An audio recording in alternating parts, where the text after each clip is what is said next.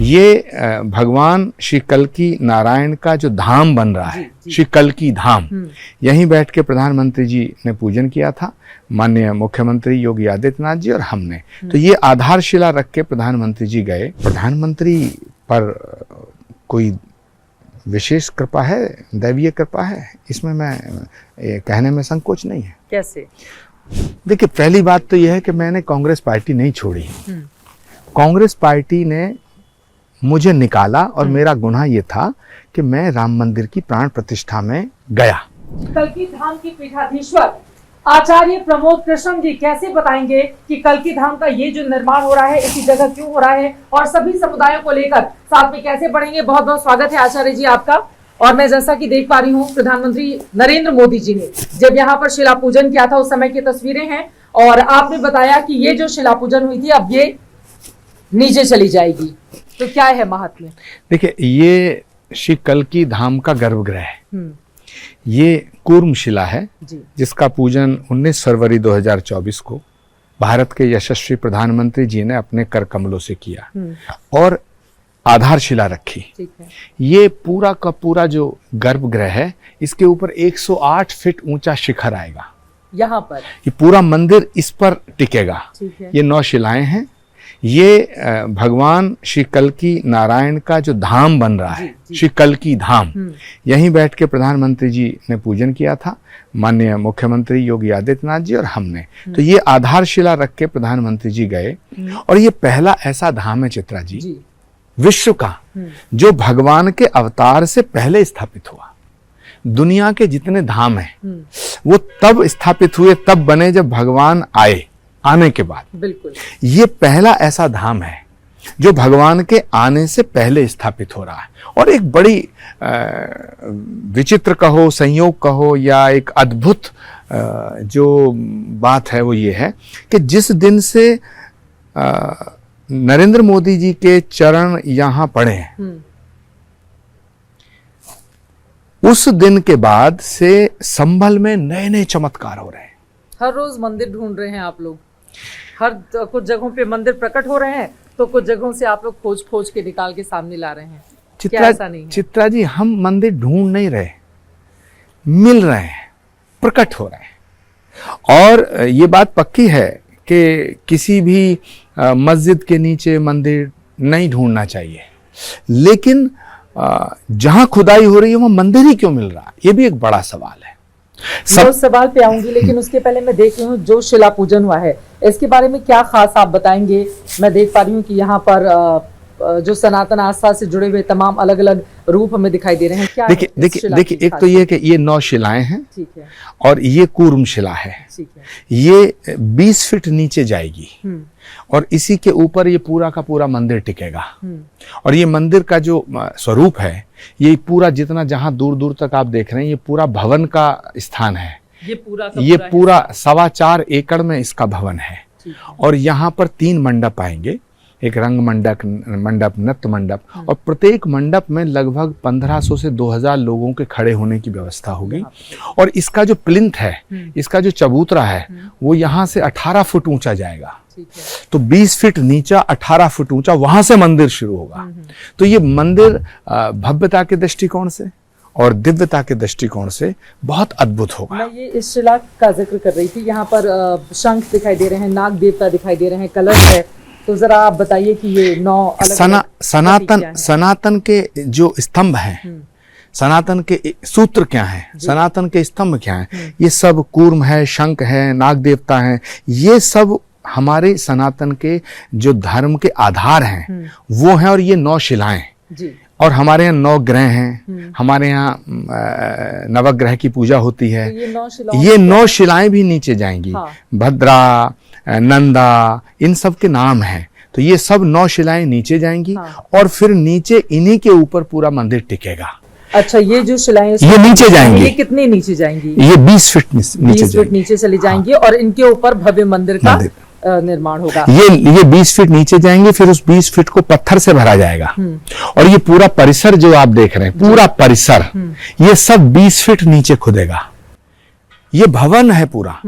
इसके सामने जो है वो पार्क है, उसके हमारा जो थीम है उसका पूरा दिखाया जाएगा, लेजर शोज बच्चों के लिए, राष्ट्र निर्माण में सनातन का क्या क्या रोल रहा है, सनातन के 7 स्तंभ सत्य अहिंसा करुणा प्रेम त्याग तपस्या बलिदान, ये हम सब उसको प्रदर्शित करने का प्रयास करेंगे। लेकिन अब मैं आ जाती हूँ उस मूल सवाल पर जिसका सामना आप लोगों को करना पड़ा है।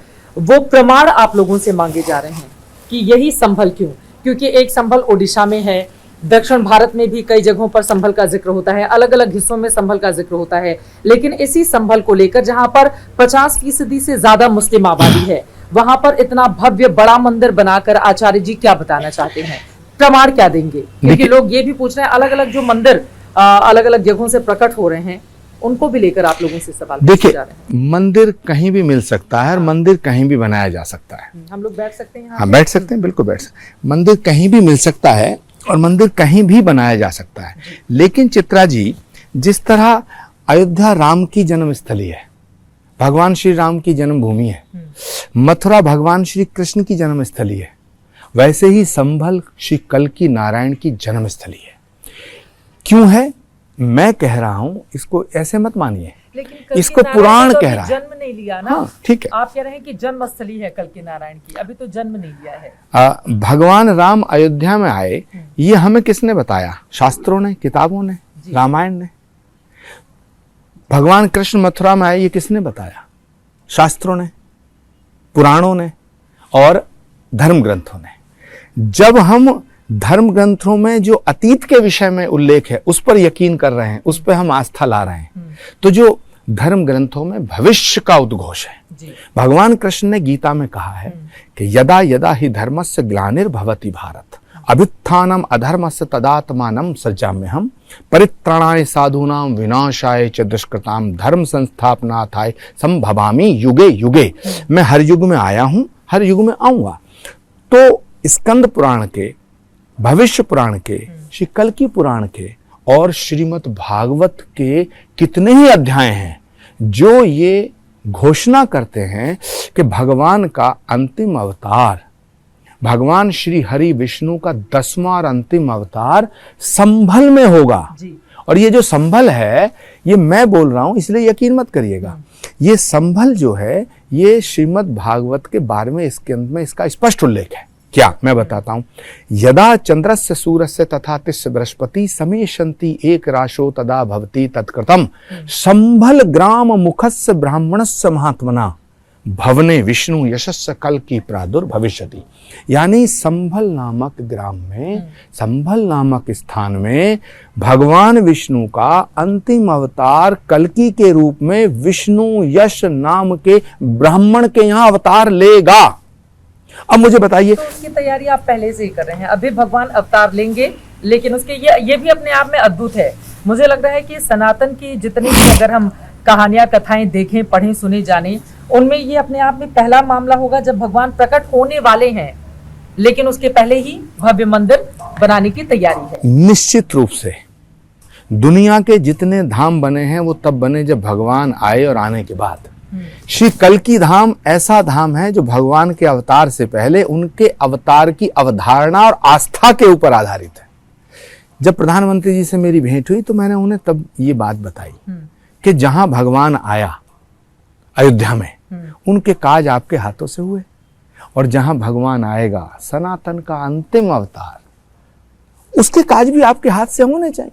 प्रधानमंत्री जी आए और ये कोई मैं कोई मनगढ़ंत कहानी थोड़ी, पूरी दुनिया ने देखा। जहां आप बैठी हैं, यहाँ मैं बैठा था, यहाँ योगी जी बैठे थे और यहाँ प्रधानमंत्री जी बैठे थे, ये आप देख सकती हैं। और ये शिला उन्होंने अपने हाथ से स्थापित की, और ये शिला का दर्शन अब सिर्फ 1 महीना और हो सकता है, उसके बाद ये शिला नीचे चली जाएगी और फिर भविष्य में जीवन में इस शिला का दर्शन नहीं हो सकता। आप सौभाग्यशाली हैं, हम लोग सौभाग्यशाली हैं जो इस शिला का दर्शन कर रहे हैं। और चित्रा जी एक बात बताऊं, मैं पुराण मैंने नहीं लिखे, श्रीमद् भागवत हमने नहीं लिखी, वेद व्यास अब दोबारा पैदा नहीं होंगे, शास्त्र दोबारा नहीं लिखे जाएंगे।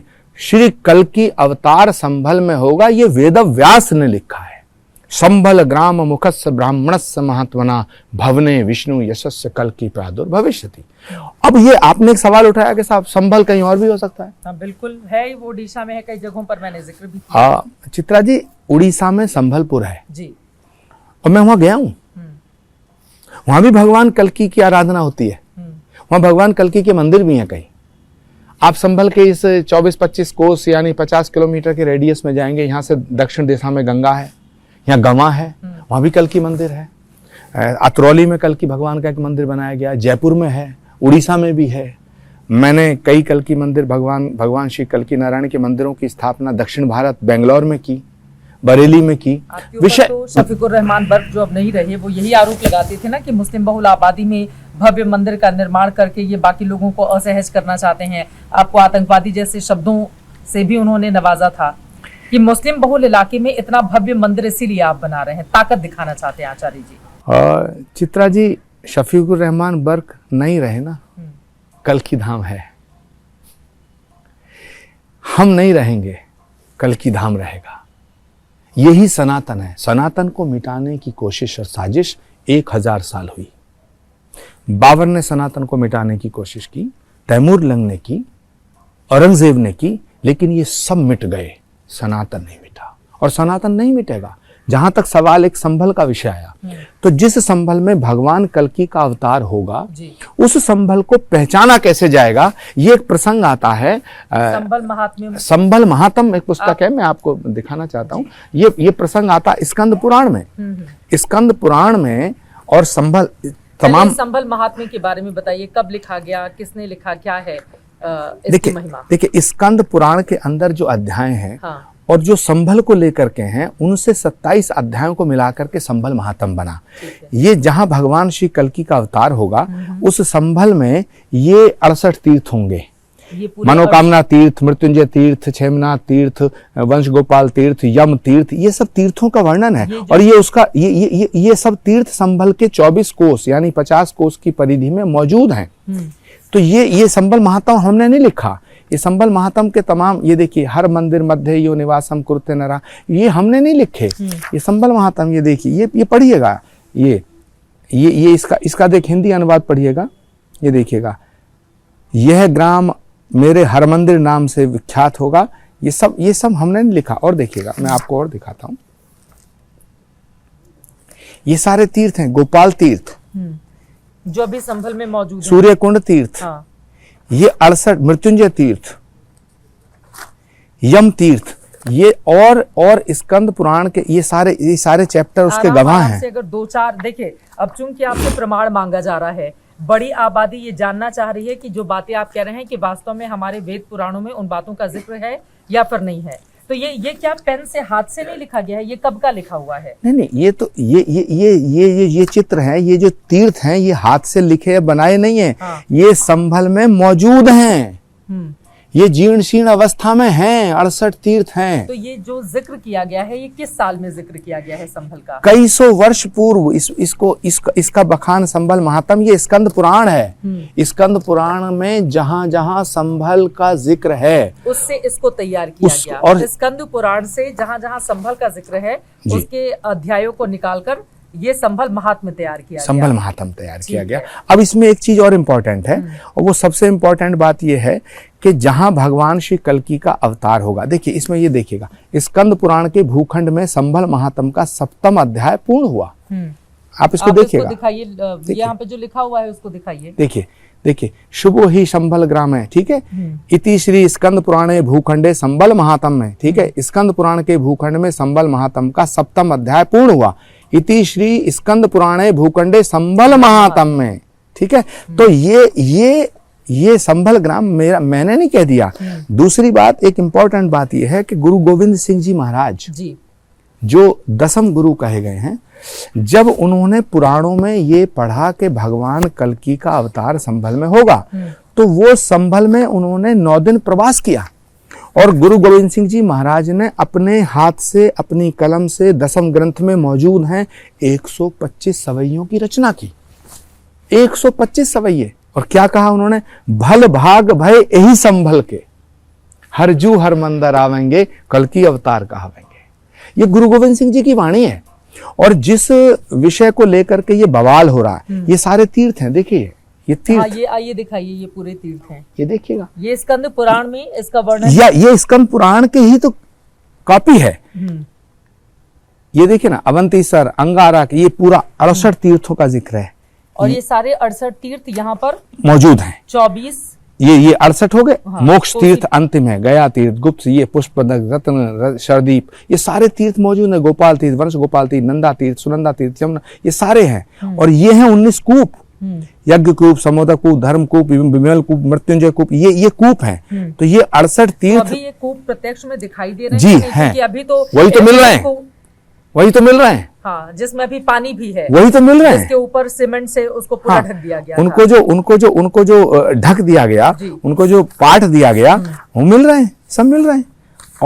और देखिए, ये देखिए ना, स्कंद पुराण के भूखंड में ये 6ठा अध्याय है, संभल की यह महिमा, देखिए ना। हाँ, ये लिखा, संभल की ये महिमा आपको सुनाई कि इसके पूर्व द्वार में ब्रह्मा जी का निरंतर से, यानी कि ये स्कंद भगवान अगस्त से कह रहे हैं। स्कंद पुराण क्या है? थोड़ा सा ये मैं थोड़ा सा ज्यादा पढ़ लेती हूँ। यहाँ पे है शंभलेश्वर महादेव के पूर्व का ये भाग हरि मंदिर संभल के अंतर्गत अंदर का हिस्सा है। वहाँ ब्रह्मा जी के दर्शन करने वालों की ब्रह्मलोक में प्रतिष्ठा होती है।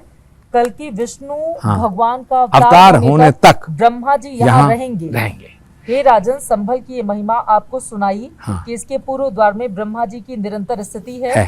समस्त पापों का विनाश करने वाले दशाश्वमेध तीर्थ के महात्म्य का वर्णन करने वालों की और इन अध्याय को विधिवत श्रद्धा पूर्वक सुनने वालों की ब्रह्मलोक में गति होती है। नीचे पढ़िए। स्कंद पुराण के भूखंड में संभल महात्म्य का 6ठ अध्याय पूर्ण हुआ। अच्छा, ये 6ठ अध्याय में ये स्कंद पुराण के जिक्र है, पूरा जिक्र है। अब दूसरी और एक इम्पोर्टेंट बात यह है कि ये बात हम कह रहे हैं इसलिए मानी जाए, नहीं। जो पुराण कह रहा है वही इतिहास कह रहा है। पुराण में जो लिखा उसी को आधार मान करके संभल को कल्की पीठ, कल्की धाम का एक स्थान माना गया। जैसे मान लीजिए, अगर मैं आपसे 5 प्रमाण मांगू, एक तरफ तो आप स्कंद पुराण का जिक्र कर रहे हैं, दूसरी तरफ गुरु गोविंद सिंह का आपने जिक्र किया, उनकी वाणी से जो बातें निकली, गीता के अध्याय में भी जिक्र है यहाँ का, उसके बारे में क्या बताएंगे आप? देखिए, भगवान कृष्ण ने जब गीता में उद्घोष किया कि मैं हर युग में आया हूं, हर युग में आऊंगा, उससे पहले थोड़ा सा आप त्रेता युग में जाइए। जब त्रेता में वैष्णवी ने भगवान राम से अपने विवाह की बात की, तो भगवान राम ने उनको वचन दिया कि जब मैं कलयुग में कल्की के रूप में आऊंगा तब तुम्हारा वर्ण करूंगा। तो ये सनातन की अनवरत एक ऐसी दास्तान है, एक ऐसी महाकथा है जो चारों युग को समेटे हुए है। और भगवान राम, भगवान कृष्ण, उसके बाद भगवान कल्की। नहीं, वो भगवान श्री राम का जो आप जिक्र कर रहे थे, एक बार फिर से आप बताएं, क्योंकि जब हम महिमा पढ़ते हैं उनकी, सीता के साथ उनका किस तरह से स्वयंवर हुआ, इसका जिक्र होता है। सीता के साथ आप ये कह रहे हैं कि उस समय किसी और ने भी उनसे, नहीं, किसी और ने नहीं, वैष्णवी ने, वैष्णवी नाम की जो आदि शक्ति योग माया से वैष्णवी प्रकट हुई, उन्होंने भगवान श्री राम से अपना प्रेरणा निवेदन किया। कहाँ पर? जब वो वनवास को जा रहे थे, तो आपने रामानंद सागर की जो रामायण है उसमें भी इसका बड़ा उल्लेख किया गया है। और भगवान राम ने ये कहा कि आप प्रतीक्षा करो कलयुग तक। अच्छा। कलयुग में मैं कल्की के रूप में जब आऊंगा, तो वैष्णवी कहती है कि मैं रहूं कहाँ? तो उन्होंने कहा कि आप त्रिकुटा पर्वत पर वैष्णो देवी के रूप में स्थापित होगी। तो हमारे यहाँ जो कल्की भगवान के अवतार की जो अवधारणा है और उसकी जो कथा है वो ये है कि जब भगवान कल्की अवतार लेंगे तो वैष्णवी रमा के रूप में प्रकट होंगी। जय कल्की जय जगतपते, पद्मापत जय रमापते। लक्ष्मी जो हैं वो पद्मा के रूप में उनका वर्ण करेंगी और वैष्णवी रमा के रूप में आके उनका वर्ण करेंगी। अब इसको थोड़ा सा आगे आइएगा, थोड़ा और आगे आइएगा। जिस समय ये इतिहास के पन्नों पर अगर हम जाएं तो संभल को पृथ्वीराज चौहान के महामंत्री थे पंडित चंद्रवर्धाई। उन्होंने पृथ्वीराज चौहान को संभल महात्म और संभल में भगवान कल्की का अवतार होगा ये विषय और ये कथा सुनाई। तो पृथ्वीराज चौहान की राजधानी थी इंद्रप्रस्थ, दिल्ली। उन्होंने संभल को अपनी मिनी कैपिटल घोषित किया। और ये मैं नहीं कह रहा हूं, ये इतिहासकार कह रहे हैं। इतिहासकार बर्नी ने इसका उल्लेख किया है, बाबर नामा में इसका उल्लेख है, आईने अकबरी में इसका उल्लेख है बाबरनामा में कि बाबरनामा में और आईने अकबरी में उल्लेख है कि बाबर ने 1529 में 3 मंदिरों को निशाना बनाया। एक है पानीपत का, दूसरा अयोध्या और तीसरा संभल का हर मंदिर। और हर मंदिर को तोड़ के वहां मस्जिद तामीर की गई। ये आईने अकबरी में है, ये बाबरनामे में सर्वे के लिए पहुंची हुई थी टीम। That's true. लेकिन बार बार ये सवाल नहीं पूछा जाएगा कि हर मस्जिद में जा जाकर आप लोग मंदिर ढूंढ रहे हैं, क्योंकि जो हमारा देश है इसके भीतर एक बड़ा समुदाय ऐसा है जिसको आप लोगों के इस मंदिर ढूंढने पर आपत्ति है। और देखिए क्या हुआ, 4 लोगों की वहां पर जान भी चली गई। चित्रा जी, जो हुआ अच्छा नहीं हुआ, किसी की भी मौत हो हमें दुख है, लेकिन इतिहास के ऊपर झूठ का पर्दा नहीं डाला जा सकता। भारत गुलाम रहा, बुरी बात है, लेकिन इतिहास में है तो हम कहते हैं ना भारत गुलाम रहा। भारत गुलाम रहा और भारत फिर आजाद हुआ। आजादी की लड़ाई को हम कहते हैं ना कि हमने बड़ी बहादुरी से लड़ी। तो इतिहास को बदला नहीं जा सकता है। मेगास्थनीज ने भी लिखा इसके बारे में, फाइयान ने जिक्र किया संभल के बारे में। आप उसको देखिएगा, ये सब मैं आपको बता रहा हूं, ये आप नोटिस करिएगा। और मेगास्थनीज और फाइयान के साथ साथ इतिहासकार बर्नी ने इसका जिक्र किया है। और जहां हर मंदिर है उसको तोड़ के मस्जिद बनाई गई। तो जब मंदिर को तोड़ के मस्जिद बनाई गई और वो इतिहास में दर्ज है, तो उसे एक्सेप्ट करने में क्या बुराई है? सवाल करके क्या हासिल होगा? मत अगर स्वीकार कर लिया गया कि मंदिर तोड़कर मस्जिद वहां पर बनाई गई, उसके बाद क्या होगा? भगवान कल की तो आएंगे, इन पर झगड़ा हो रहा है।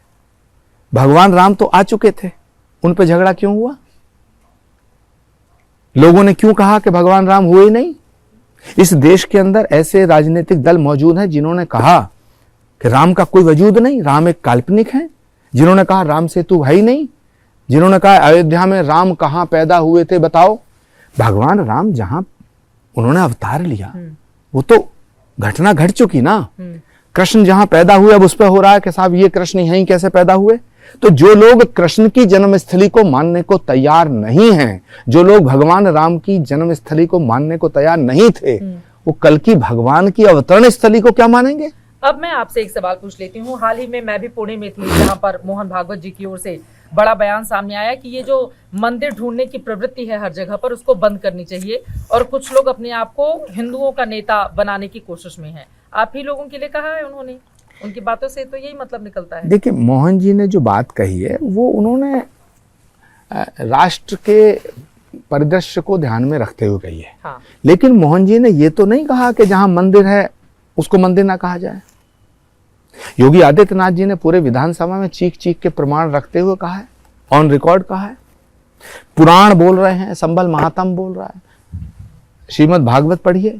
श्रीमद् भागवत ना मैंने लिखी, ना नरेंद्र मोदी जी ने लिखी, ना मोहन जी ने लिखी, ना किसी हिंदू ने लिखी।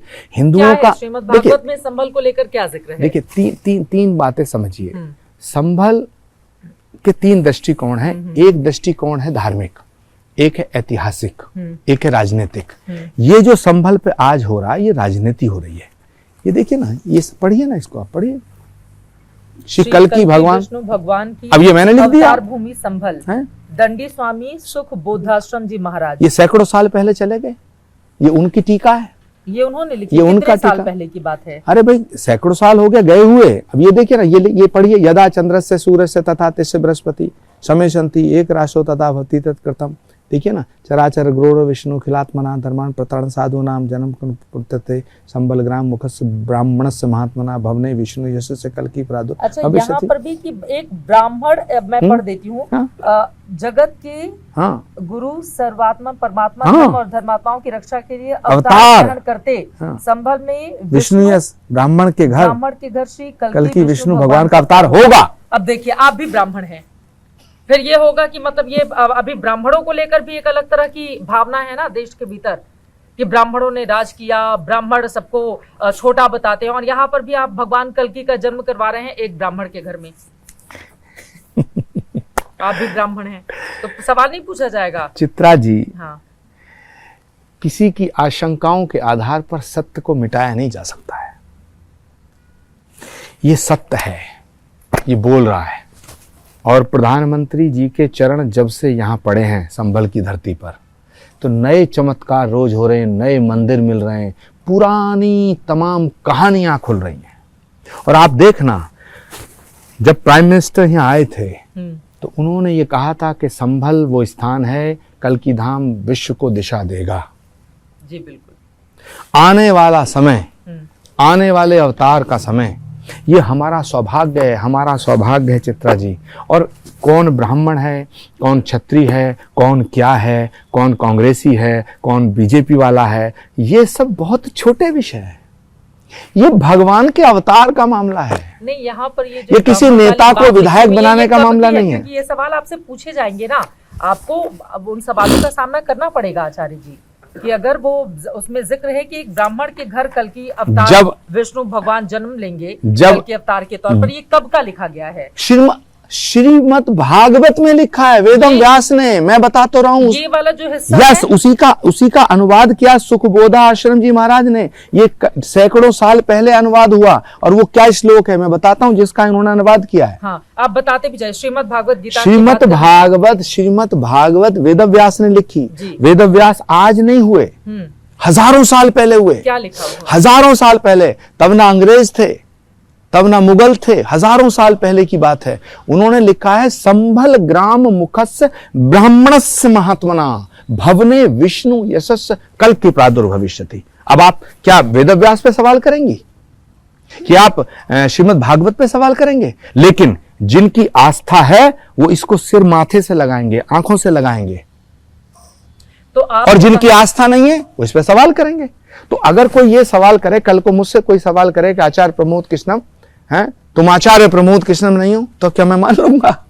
आपसे मैं कहूं कि आप चित्रा त्रिपाठी नहीं है, एक आर्टिफिशियल इंटेलिजेंस से पैदा हो गई हैं, ये बेतुकी बातें हैं। जो दिख रहा है, प्रत्यक्षम किम प्रमाणम, शास्त्र कहता है प्रत्यक्ष को प्रमाण की आवश्यकता नहीं होती है। संभल की धरती चीख चीख के कह रही है कि भगवान का अवतार होना सुनिश्चित है। ये रोज मंदिर प्रकट हो रहे हैं, ये मंदिर थे, बनाए गए, बने थे, यहां थे, तभी तो मिल रहे हैं। अब मैं बता रहा हूं कि यहाँ 20 फीट नीचे खोदी जाएगी भूमि, यहां कोई मंदिर तो नहीं मिल रहा। कुछ और बताइए इसमें, जो आपने ये रखा हुआ है संभल महात्म्य, इसमें कुछ और बातें, कुछ और पन्ने अगर हम पलटें। आप इधर आइए, यहाँ पर दिखाते भी जाइए कि क्या क्या लिखा हुआ है। पढ़िए, इसी स्कंद के दूसरे अध्याय में पढ़िए, आप दिखाइए। इसी स्कंद के दूसरे पढ़िए, खुद पढ़िए आप। कल्कि विष्णु भगवान के अवतार की चर्चा है, जिसका वर्णन पूर्वत है। श्री विष्णु पुराण चतुर्थ अंश 24वां अध्याय 98वें श्लोक में कहा गया है कि संभल में विष्णु ब्राह्मण के घर, विष्णु यश ब्राह्मण के घर कलयुग की समर्पित समाप्ति पर, कलयुग की समाप्ति पर श्री कल्कि विष्णु भगवान का अवतार होगा। अब ये मैंने तो नहीं लिखा, अब ये मैंने नहीं लिखा। तो अब किसी भी प्रमाण को, किसी धर्म ग्रंथ को अगर आप मानने को तैयार नहीं है तो उसमें क्या किया जा सकता है? ठीक है। तो ये पूरा संभल के महात्म्य पे ही आधारित है। कुछ और पन्ने में पलट के देख लेती हूँ। गुरु गोविंद सिंह जी द्वारा कल्कि विष्णु भगवान की प्रार्थना की गई है। और इसमें उन्होंने कहा, 2 लाइन अगर आप पढ़ दें।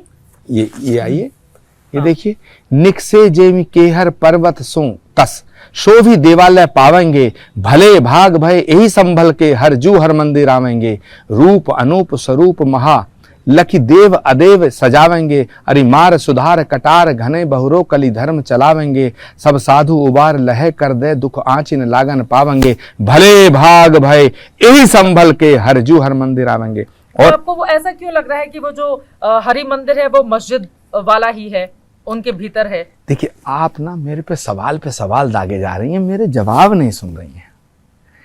आपने एक सवाल किया कि ये संभल ही कैसे पहचाना जाएगा, तो मैं उसके बारे में जैसे ही बोल रहा था आपने दूसरा सवाल कर दिया। मैं दूसरे सवाल का जब जवाब देता हूँ आप तीसरा कर देती हैं, मैं तीसरे का जवाब देने के लिए तैयार होता हूं, आप चौथा हमला कर देती हैं।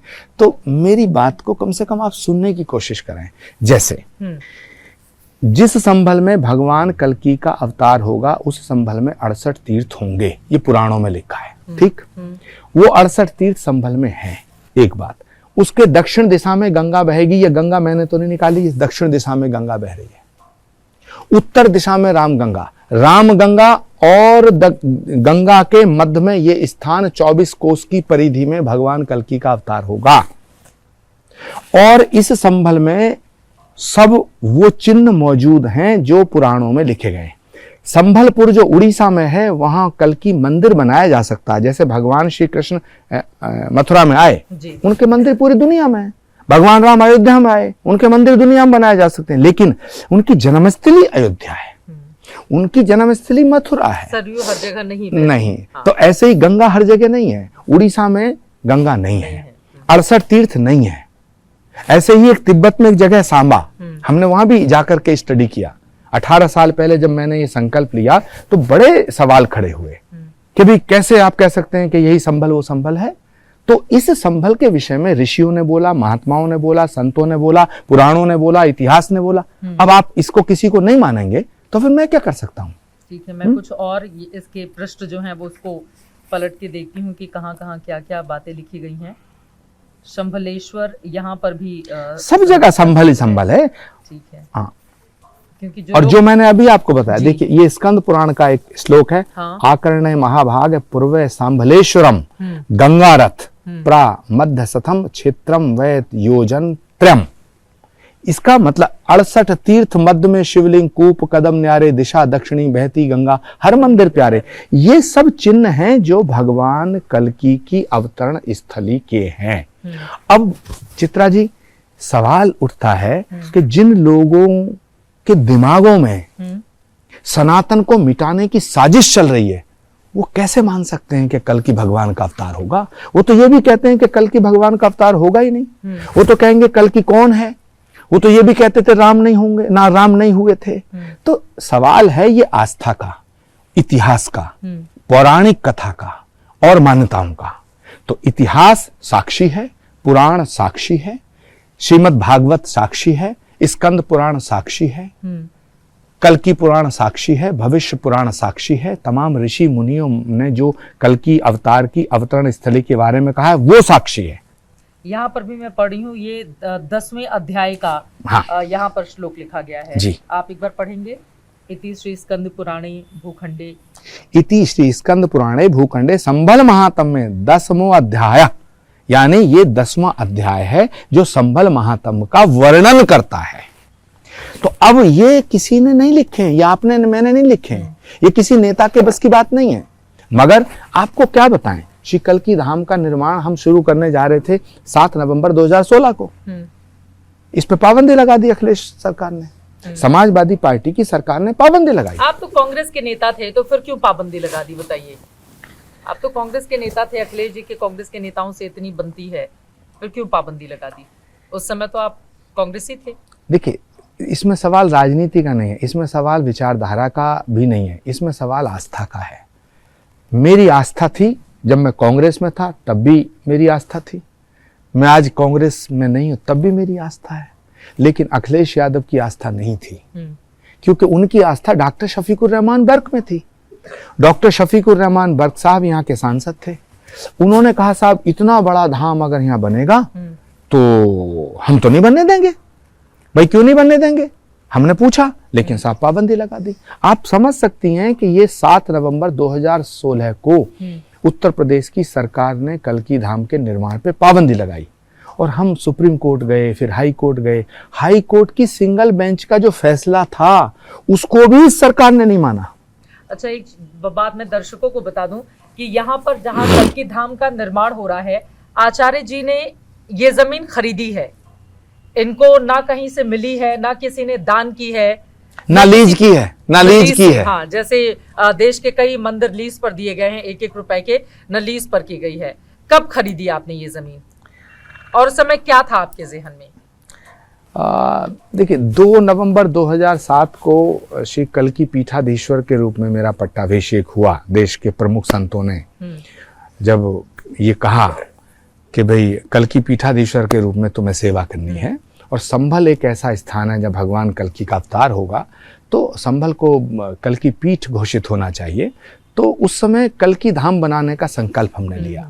जब कल्कि धाम बनाने का संकल्प लिया तो भूमि की जरूरत थी, तो फिर हरिद्वार में एक धर्म संसद हुई, उसमें ये फैसला लिया गया और गंगा और रामगंगा के मध्य और जहां हर मंदिर है उसके 24 कोस के इस परिधि में भूमि की आवश्यकता हुई, तो ये भूमि खरीदी गई और ये लगभग 5 एकड़ भूमि यहाँ है और 25 एकड़ भूमि और है जहाँ दूसरे प्रकल्प आएंगे। तो इस भूमि को खरीद कर इसकी रजिस्ट्री कराई गई, फिर इसका म्यूटेशन हुआ, फिर इसका लैंड यूज बदला गया, फिर इस पर नक्शा पास हुआ। ये सब कराने के बाद फिर पाबंदी लगा दी गई। फिर हमें हाई कोर्ट की डबल बेंच ने फैसला किया हमारे हक में। शफीकुर रहमान बर्क जी क्यों नहीं चाहते थे कि यहाँ पर मंदिर बने? तो सांसद थे कि आपने बातचीत नहीं की कि मंदिर बन जाएगा, हिंदुओं की आस्था का केंद्र है और इस तरह के प्रमाण हैं? इस सवाल का जवाब यह है कि बाबर क्यों चाहता था कि अयोध्या में मंदिर तोड़ा जाए। बाबर ने संभल में हर मंदिर क्यों तोड़ा? बाबर ने पानीपत का मंदिर क्यों तोड़ा? श्री कृष्ण जन्मभूमि मंदिर क्यों तोड़ा? इसके पीछे कुछ प्रयोजन नहीं है, सिर्फ एक प्रयोजन है कि सनातन को मिटाने की कोशिश। सनातन को मिटाना है। ये जो बांग्लादेश में मंदिर तोड़े जा रहे हैं, आप प्रमाण मांग रही हैं कि कब मंदिर टूटा, कब मंदिर कहाँ है, नीचे धरती में है या नहीं है। अरे आप प्रत्यक्षम किम प्रमाणम। बांग्लादेश में तो आज टूट रहे हैं। कनाडा के अंदर जो खालिस्तान का नाम लेके खालसा पंथ को बदनाम कर रहे हैं, और मैं आपको बता रहा हूं गुरु गोविंद सिंह जी की वाणी है, सिखों से बड़ा हिंदू कोई नहीं। सिख हमारे सिर के ताज हैं। जिस सनातन की रक्षा के लिए गुरु गोविंद सिंह जी महाराज ने सर्वोच्च बलिदान दिया, उन्होंने अपने बच्चों का बलिदान दे दिया। आज उस सनातन के मंदिरों पर हमला हो रहा है। कनाडा के अंदर, बांग्लादेश के अंदर मंदिर तोड़े जा रहे हैं। अब एक और सवाल आप लोगों से यहीं पर पूछा जा रहा है कि ये संयोग है कि प्रयोग है?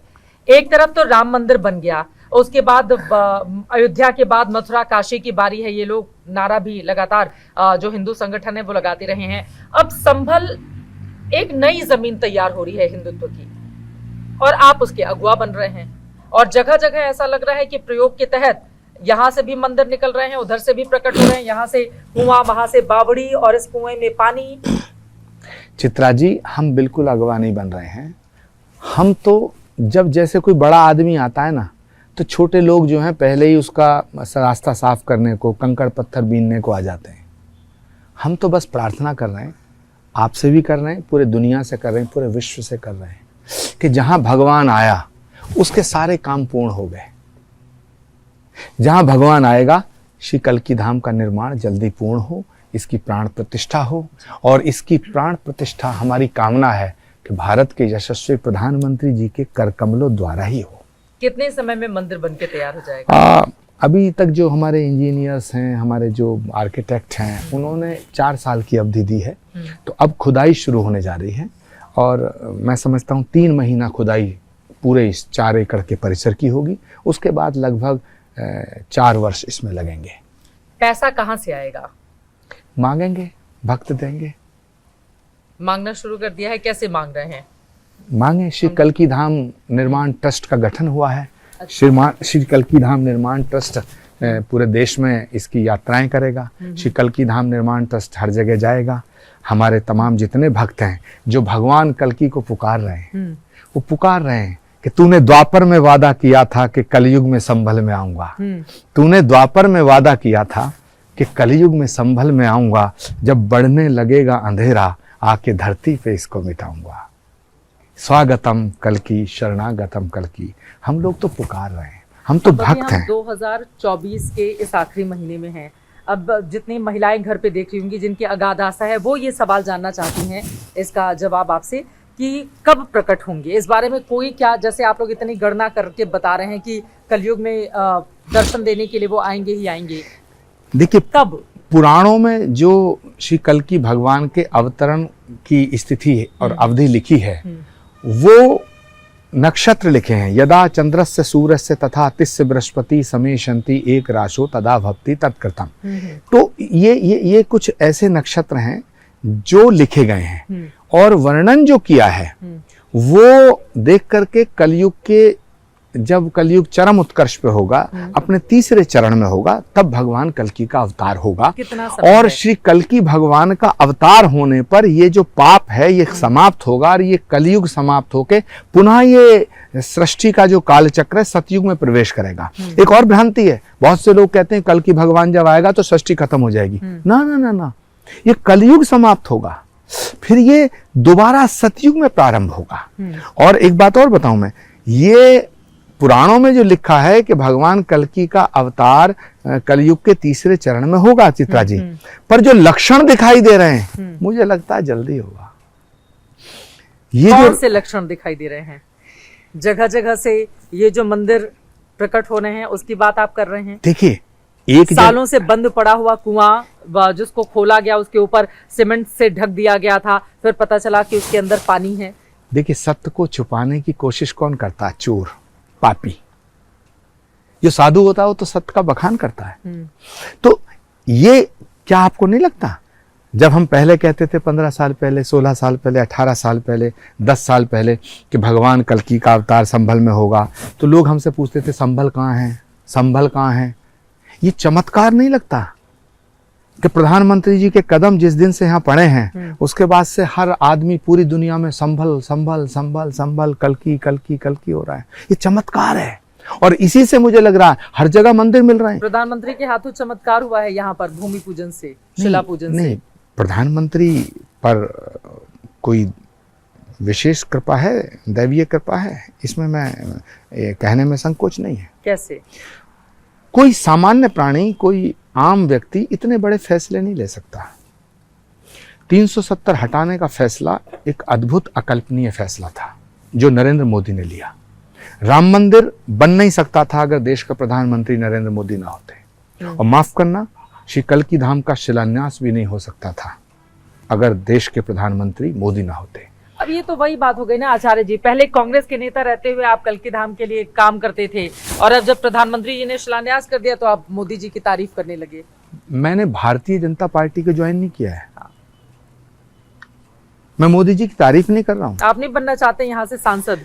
लोग तो यही कहते हैं कि संभल के सांसद बनना चाहते हैं आप, इस वजह से ये सब लेकर आगे बढ़ रहे हैं। संभल का सांसद बनना होता तो मैं चुनाव लड़ता। संभल का सांसद बनना ना बनना बहुत छोटी बात है। श्री कल्कि धाम का भक्त बनना, सेवक बनना बहुत बड़ी बात है। और चित्रा जी, आज आप आई हैं, ये आपका भी सौभाग्य है। आप उस जगह पर हैं, श्री कल्कि धाम के गर्भगृह पे हैं। हम एक दिन नहीं रहेंगे लेकिन कल्कि धाम रहेगा। ये जो आधारशिला रख के प्रधानमंत्री गए, ये एक इतिहास बन गया है। ये सनातन का अंतिम अवतार है जो यहाँ अवतार लेगा। उसके अवतार से पहले कल्कि धाम की स्थापना, ये चमत्कार नहीं तो और क्या है? चमत्कार है। मोदी का आना भी चमत्कार था और मैं तो कह रहा हूं नरेंद्र मोदी का प्रधानमंत्री बनना भी चमत्कार है। कैसे? उसमें भी चमत्कार आप देख रहे हैं। एक गरीब के घर में पैदा हुआ बच्चा और सारी अड़चनें, सारी बाधाएं, सारे विरोध, क्या क्या नरेंद्र मोदी के कैरेक्टर एसोसिएशन को नहीं किया गया। पूरी दुनिया की ताकतें लग रही थी, लेकिन भारत के यशस्वी प्रधानमंत्री तमाम बाधाओं को पार करते हुए, देश की जनता का प्यार पाते हुए आज तीसरी बार देश के प्रधानमंत्री बने। अच्छा, ये भी बड़ा दिलचस्प रहा कि थोड़े दिन पहले आपने कांग्रेस पार्टी छोड़ी थी या उस तरह के माहौल बन गए थे कि आपको हटना पड़ा था, और उसके कुछ दिनों के बाद आप नरेंद्र मोदी प्रधानमंत्री से परिक्रमा कर लेते हैं और उसके बाद फिर वो तैयार हो जाते हैं यहाँ पर भूमि पूजन के लिए, शिलान्यास के लिए। देखिए, पहली बात तो यह है कि मैंने कांग्रेस पार्टी नहीं छोड़ी। कांग्रेस पार्टी ने मुझे निकाला और मेरा गुनाह यह था कि मैं राम मंदिर की प्राण प्रतिष्ठा में गया। दूसरा मेरा गुनाह था कि मैंने कल्कि धाम की स्थापना के लिए, शिलान्यास के लिए प्रधानमंत्री नरेंद्र मोदी से भेंट की। तो नरेंद्र मोदी से कांग्रेस पार्टी और उसके नेता, जो राहुल गांधी की चंडाल चौकड़ी है, वामपंथ के रास्ते पे कांग्रेस को ले गई, कांग्रेस का सत्यानाश कर दिया। हालांकि मुझे इस अवसर पर ये बातें नहीं कहनी चाहिए, मैं कोई राजनीतिक विषय नहीं छेड़ना चाहता हूं, लेकिन सच बात यह है कि नरेंद्र मोदी से इतनी नफरत करते हैं ये लोग कि नरेंद्र मोदी से जो मिलेगा, नरेंद्र मोदी आके कल्कि धाम का शिलान्यास कर गए। अब आप देखना, कल्कि धाम का निर्माण पूर्ण जब तक होगा तब तक ये कल्कि धाम का भी विरोध इसी तरह करेंगे जिस तरह राम मंदिर का किया। इस तरह का लग रहा है वातावरण, क्योंकि इनकी जो आस्था है भगवान में नहीं है। लेकिन ये बताइए, जिस जगह पर कल्कि धाम का निर्माण हो रहा है, यहाँ पर 50% से ज्यादा मुस्लिमों की आबादी है। वहाँ पर इतना बड़ा भव्य मंदिर बनाने की ये पूरी तैयारी है जिसको लेकर आप आगे बढ़ रहे हैं। तो उस समुदाय को जब तक आप साथ में लेकर नहीं चलेंगे, ऐसा लग रहा है कि उनको डरा धमकाकर या इस तरह का कुछ माहौल बनाकर। नहीं चित्रा जी, बिल्कुल गलत है। कल्कि धाम के विरोध में मुसलमान नहीं है, हमारे कितने सेवादार मुसलमान हैं। जब कल्कि धाम पे पाबंदी लगी चित्रा जी, तो हमारे कई सेवादार, इतरत हुसैन बाबर, फिरोज खान और नईमुद्दीन, नसीम, ये तो रोए, इन्होंने एफिडेविट दिए। जो हाई कोर्ट ने फैसला दिया है उसमें सैकड़ों मुस्लिम भाइयों के एफिडेविट हैं कि कल्कि धाम बनना चाहिए। 2023 में जो फैसला हाँ, आया जो है। फैसला हाई कोर्ट की डबल बेंच ने दिया है, इलाहाबाद हाई कोर्ट की डबल बेंच ने फैसला दिया। और एक और अच्छी बात बताऊं, भगवान राम का जो मंदिर बना वो अदालत के फैसले से बना। बिल्कुल। उसका शिलान्यास प्रधानमंत्री मोदी ने किया। और कल्कि धाम का फैसला भी बनने का फैसला अदालत का फैसला है। और कल्कि धाम का शिलान्यास करने प्रधानमंत्री आए। ये दोनों बहुत ही संयोग है। कल्कि धाम भी संघर्ष के बाद बना और राम मंदिर भी संघर्ष के बाद बना।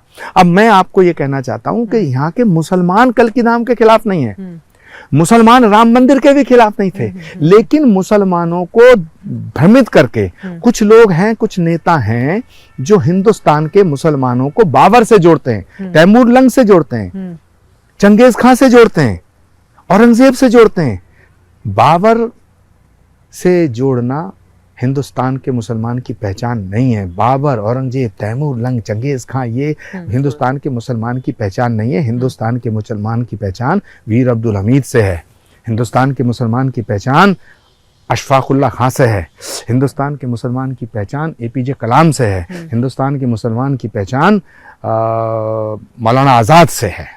ठीक है, चलते चलते अब एक आखिरी सवाल, कितने मंदिर होंगे संभल में? क्या वेद पुराणों में इस बात का भी जिक्र है? क्योंकि जगह जगह जहां भी टीम पहुंच रही है या प्रशासन के लोग पहुंच रहे हैं, ऐसा लग रहा है प्रशासन भी पूरा इस काम में तल्लीनता से आप लोगों के का साथ दे रहा है। जहां भी पहुंच रहे हैं वहां पर मंदिर का प्राकट्य दिखाई दे रहा है, या बावड़ी या कुएं। चित्रा जी, कुल कितनी संख्या होगी, इस बारे में कोई जानकारी है? नहीं, इसके बारे में कोई जानकारी नहीं है और ना हो सकती है। धरती के भीतर क्या दवा, इसका क्या पता। लेकिन जहां जहां मंदिर थे उनके अवशेष मिल रहे हैं। ये जो दंगा हुआ है, ये दंगा पुलिस प्रशासन की देन नहीं है। ये संभल को दंगों की आग में झोंकने की जो कोशिश थी, ये राजनीतिक दलों की कोशिश है। प्रशासन ने अपने आदेश का पालन नहीं किया। अदालत ने एक आदेश दिया कि भाई सर्वे करो। हम ये तो जानने का हक है ना कि भाई यहाँ हर मंदिर था या नहीं था। तो जब अदालत का आदेश हो गया तो अदालत के आदेश का पालन करना प्रशासन का काम है। अब प्रशासन की टीम सर्वे करने जा रही है। आप उस पर पत्थर चला रहे हैं, आप उस पर गोली चला रहे हैं, आप उस पर हमला कर रहे हैं। का हवाला दिया जा रहा है मुस्लिम समुदाय की ओर से। Chitra ji, places of worship act बना क्यों? ताकि सच को ढक दिया जाए। ये जो प्लेसेस ऑफ वर्शिप एक्ट है, ये बना ही इसलिए कि इस हिंदुस्तान के इतिहास को दबा दिया जाए, भारत में और भारत में भी सनातन के इतिहास को दबा दिया जाए। मुझे बताइए, हम ये नहीं कह रहे कि मस्जिदों तो क्यों नहीं को सरकार से आप कह रहे हैं एक्ट को बदल दें? फिर वो नहीं, ये एक्ट तो संसद से तैयार हुआ था, संसद से उसमें फेरबदल, बहुत सारी चीजें होती हैं जिसको आने वाली सरकारें उसको पलट देती हैं। देखिए, आज बदला जाए या कल बदला जाए, प्लेसेस ऑफ वर्शिप एक्ट खत्म हो जाएगा। खत्म हो जाएगा। और इस देश में, इस देश की संसद ने देश के हित में कई एक्ट बदले हैं, कई एक्ट नए आए हैं। प्लेसेस ऑफ वर्शिप एक्ट झूठ का एक्ट है, सच को छुपाने का एक्ट है और सनातन को दबाने का एक्ट है। मोदी जी से बात हुई है इस बारे में? अभी नहीं हुई, करेंगे। क्या करेंगे? कि प्लेसेस ऑफ वर्शिप एक्ट सनातन के खिलाफ है, इस राष्ट्र के खिलाफ है। क्यों? क्योंकि हमारा देश, हमारा धर्म, हमारा सनातन सत्य के आधार पर टिका है। हमारे सनातन के जो मुख्य सूत्र हैं, हमारे सनातन के जो 7 स्तंभ और सूत्र हैं, सत्य, अहिंसा, करुणा, प्रेम, त्याग, तपस्या, बलिदान, उनमें सत्य सबसे पहले आता है। ठीक है, कार्यक्रम का समापन करने का वक्त आ गया है, लेकिन मैं चाहूंगी कि कल्कि की महिमा के साथ अगर आप कुछ सुनाना चाहें चंद लाइनें, उसके साथ हम कार्यक्रम का समापन करेंगे। आंखें तरस गई दर्शन को, कब तू दर्श दिखाएगा। वृंदावन में आने वाले संभल में कब आएगा। वृंदावन में आने वाले संभल में कब आएगा। इंतजार करना होगा भगवान कल्कि का अवतार यहाँ पर कब होता है, लेकिन उसके ठीक पहले यहाँ पर मंदिर एक खोज की कोशिशें जिस तरह से जारी हैं अलग अलग हिस्सों में, वहां पर भी आपको लेकर चलेंगे। और यहाँ पर तो कल्कि धाम का निर्माण हो रहा है, भव्य मंदिर की ये पूरी तैयारी है ताकि सत्य सनातन धर्म को लेकर ये पूरा हिस्सा आगे बढ़ सके। लेकिन इसको लेकर संयोग है या प्रयोग, ये सवाल भी कायम है। अभी के लिए दीजिए इजाजत। आचार्य जी बहुत धन्यवाद एबीपी न्यूज से जुड़ने के लिए, हमसे चर्चा करने के लिए।